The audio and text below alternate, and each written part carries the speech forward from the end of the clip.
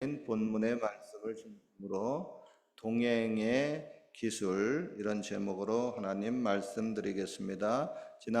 지난번에 주일 설교 때 동행의 기술에 대해서 세 가지를 말씀드렸습니다. 첫째, 그 사람에 대해서 너무 큰 기대를 하지 말아라. 둘째, 나의 사명이 그들과 동행하면서 그들을 돌보는 것이다. 셋째, 예수님의 동행의 모습을 본받자입니다. 그리고 오늘은 동행의 기술에 대해서 또 다른 세 가지를 말씀드리려고 합니다. 여기 캘거리 교육자 협의회 담임 목사님들이 매월 정기적으로 한번 모입니다.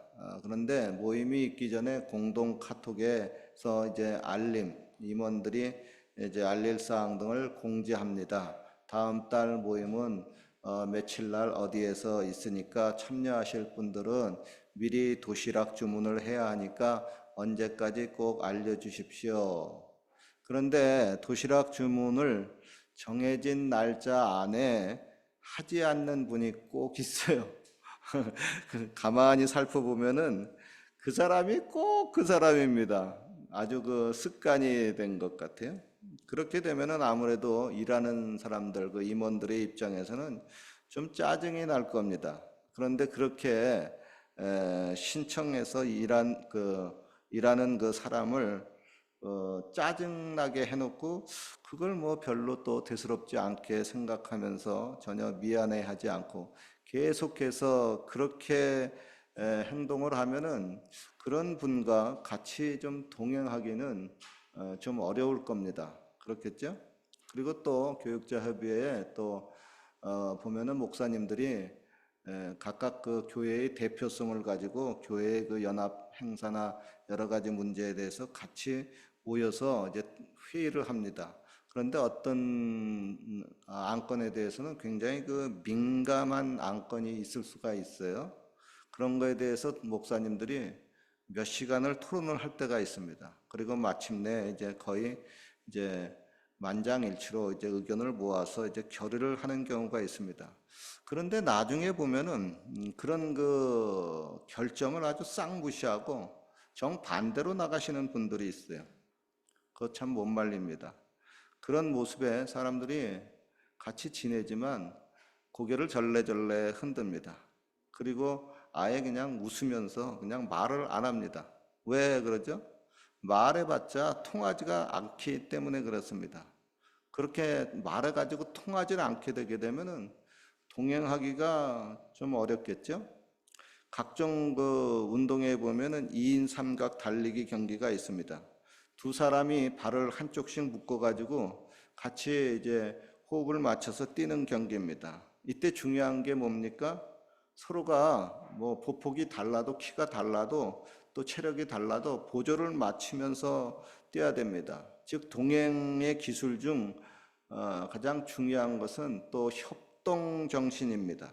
가정에서도 부부가 같이 살기 위해서는 서로가 협동하고 살아야만 합니다.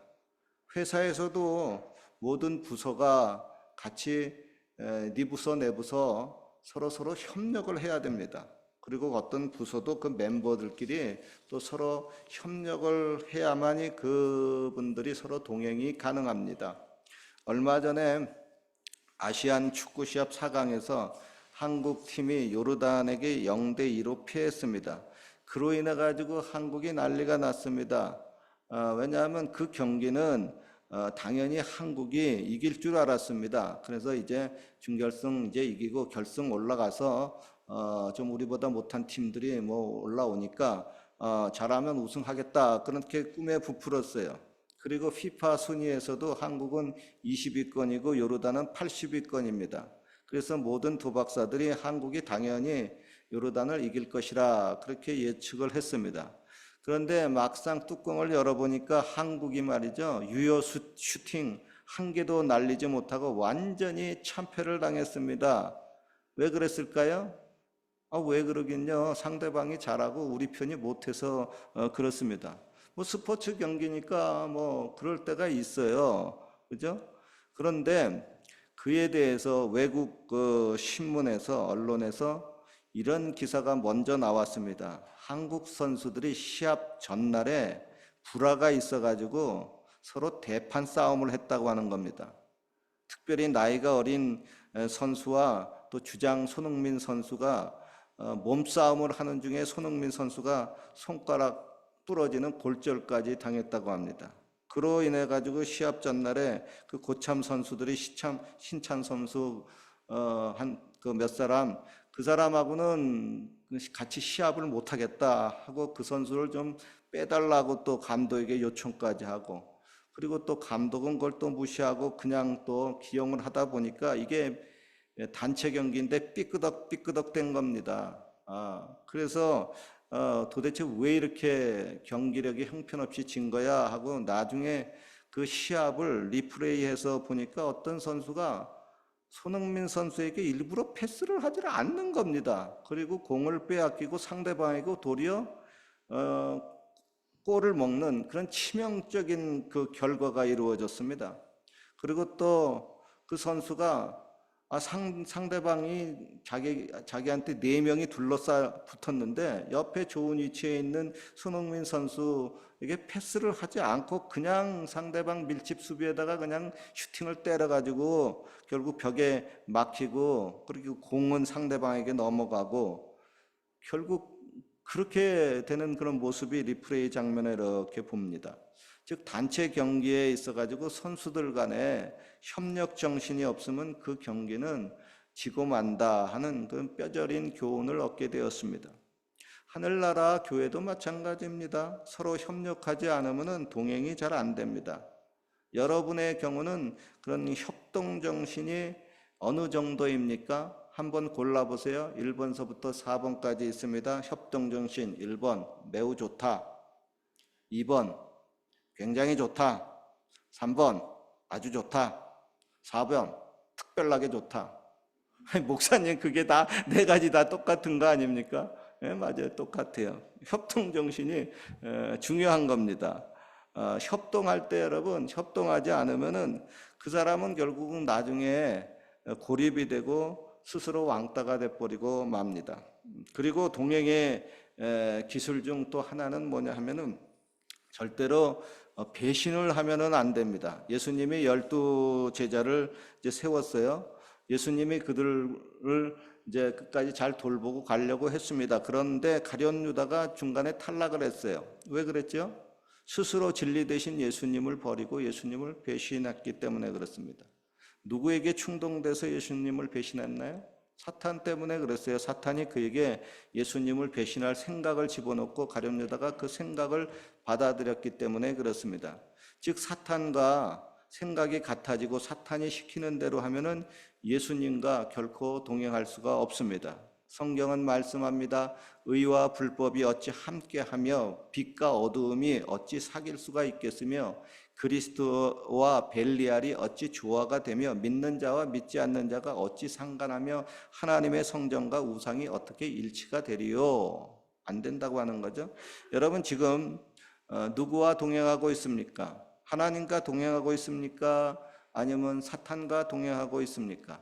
아이고, 뭐 안 믿는 사람은 하나님도 안 보이고 사탄도 안 보이니까 누구와 동행하는지도 잘 모르겠죠. 그런데 그게 있습니다. 사탄이 사용하는 악인과 동행하면 그 역시 사탄과 동행하는 것입니다. 그리고 그 결과는 어떻게 될까요?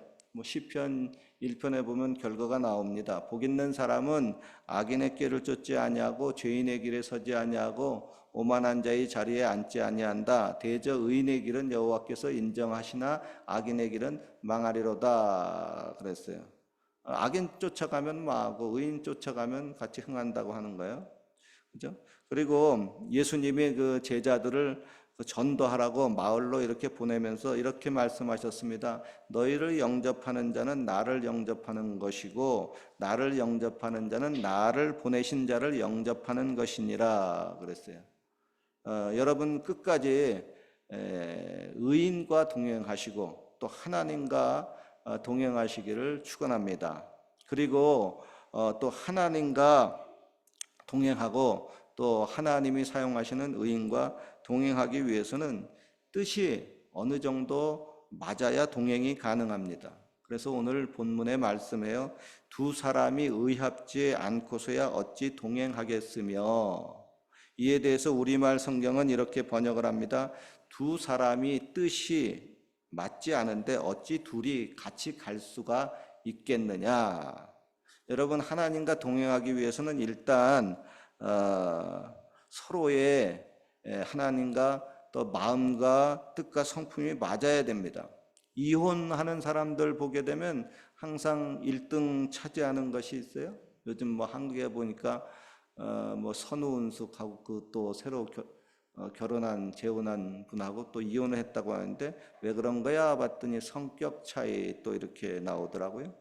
하나님과 우리도 마찬가지입니다. 하나님의 성품은 선함과 의로움입니다. 악하고 못되고 거짓되고 죄짓기를 좋아하면은 하나님과 동행이 어렵습니다. 하나님과 동행하기 위해서는 이런 죄의 마음, 죄의 성격이 바뀌어야 됩니다. 잘 안 바뀌니까 막 하나님 앞에 통회하고 회개도 하고 그래야죠. 착해져야 됩니다. 변화가 돼야 됩니다. 정직해져야 되고 나가서 거룩해져야 됩니다. 그리고 하나님과 동행하기 위해서는 서로의 스케줄을 좀 맞춰야 됩니다. 그죠? 스케줄을 맞춰야 돼요. 스케줄이 서로가 다르면은 뭐 같이 동행할 수가 없죠. 쉽게 예를 들면 하나님은 이제 우리와 동행하기 위해서 말씀합니다. 얘야, 아무리 피곤하고 바쁘고 힘들어도 주일에는 교회 와서 같이 예배를 드리자. 하고 주일날 같이 오자. 이렇게 얘기를 합니다. 그러나 그것을 싹 무시하고 만날 자기 스케줄대로 여기저기 돌아다니고 일주일에 한 번 있는 또 주일도 또 뭐 늦잠만 푸지게 자고 예배 계속해서 오지 않으면요 하나님과 동행하기 어렵습니다. 그렇게 되면요 하나님과 간격이 자꾸 멀어지게 되고 그 간격이 벌어지게 되면은 그 사이에 마귀가 틈타게 되고 마귀가 틈타면은 마귀는 뭐 도적질하고 주의가 멸망시키니까 우리를 망하는 길로 빠뜨리게 되고 말죠. 그로 여러분 하나님과 여러분 인생의 큰 스케줄을 반드시 맞춰야 됩니다. 그리고 하나님과 좀 더 가까이 좀 친숙하게 동행하기 위해서는 작은 스케줄까지도 좀 맞춰야만 합니다. 저희 경우 새벽이고 낮이고 밤이고 기도하는 내용의 대부분은 뭐냐 하면은 하나님과 스케줄을 맞추려고 하는 겁니다. 하나님, 오늘은 무슨 일을 할까요? 일단 제가 가야 할 장소는 첫째 여기, 둘째 저기, 셋째 거기입니다. 그리고 또 어디를 가야 되죠? 제가 항상 이렇게 어디 가는 것을 하나님하고 맨날 스케줄을 항상 물어봅니다. 그리고 중간중간 스케줄이 또 어떻게 변경이 됐나 확인하고 그래요.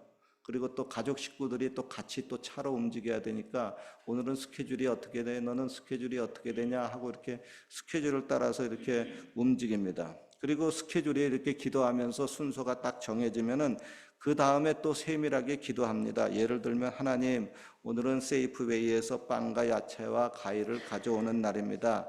몇 시에 집을 나가려고 합니다. 세이프웨이 직원이 제가 가기 전에 미리 좋은 빵, 좋은 야채, 좋은 과일들을 미리 잘 준비해 놓게 해주세요. 그리고 또 성도님들이 필요한 것 가져가게 해주시고 또 가져가면서 마음 즐거워지고 행복해지게 해주세요. 항상 그렇게 스케줄 쫓아서 미리미리 기도를 합니다. 그렇게 미주알 고주알 이렇게 하나님 앞에 스케줄을 의논하고 이렇게 하나님 앞에 기도하게 되면요 하나님이 그 인도해 줍니다. 그리고 여러 가지 면에서 탁탁탁탁 도움을 줘요. 그러면은 아이고 하나님이 또 여기서 또 이렇게 도움 주네. 아이고 하나님 또 사람 이렇게 만나게 해주네 하다 보니까 아유 하나님 감사합니다 하고 매사에 하나님 앞에 감사와 영광을 돌릴 수가 있습니다. 반면에 여러분 그런 그 스케줄을 맞추지 않고 자기 멋대로 여기저기 다니고 인생 살면요 뭐가 잘 안 풀립니다. 불통이 되고 사고도 막 납니다. 그러면은 어떻게 해요? 자연스럽게 입에서 나오는 게 아이 짜증나, 아이 열받아 그러는 분들이 있습니다. 뭐 기도하지 않는 분들은 대부분이 뭐 그렇게 인생을 삽니다. 혹시 여러분들 중에 그렇게 인생을 사시는 분들이 있지 않나 모르겠어요. 그런 분들에게 묻고 싶어요. 계속 그렇게 인생을 살겠습니까? 계속해서 입에서 아이 짜증나, 아이 열받아. 그렇게 인생을 살면은 안 되잖아요. 그러면 그걸 좀 인생을 좀 변하게 살아야 되는데 어떻게 변하게 될 수 있느냐 하면 스케줄을 하나님과 맞추세요. 그리고 하나님과 그 스케줄을 같이 동행하면서 살다 보면은 하나님이 도와주니까 이 모습 저 모습에서 하나님이 주시는 형통함을 맛보게 되고, 그러면 행복하고 감사하면서 인생을 살 수가 있습니다. 여러분, 그러므로 하나님과 동행하기 위해서는 내 인생의 패턴을 근본적으로 바꿔야 됩니다. 그러므로 제발 부탁합니다. 스케줄을 놓고 미리 하나님께 기도를 하십시오.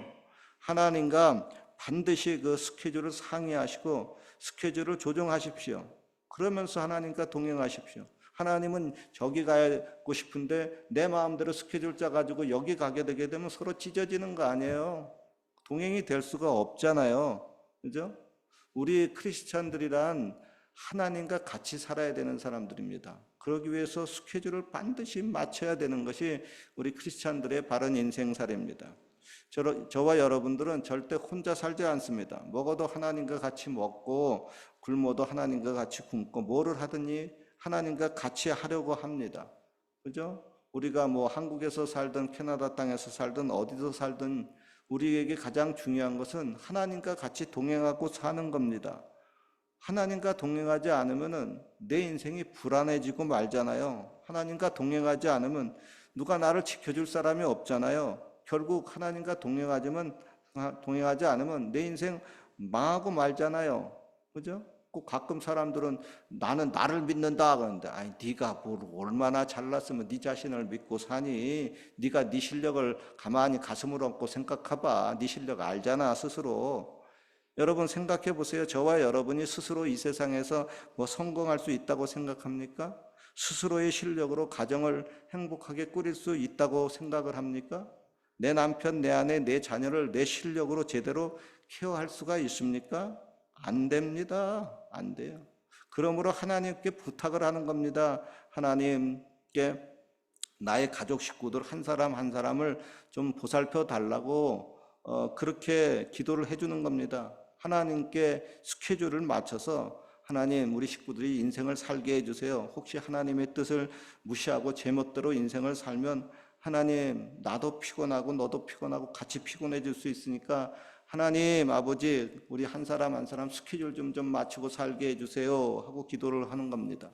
결론입니다. 오늘의 동행의 기술, 첫째 협동정신입니다. 둘째 배신하지 말자. 셋째 하나님과 또 마음과 뜻과 스케줄을 맞추자입니다. 아무쪼록 여러분 하나님과 동행하며 하나님께서 맡겨주신 또 그들과도 동행하면서 보다 행복하게 인생을 사시기를 축원합니다.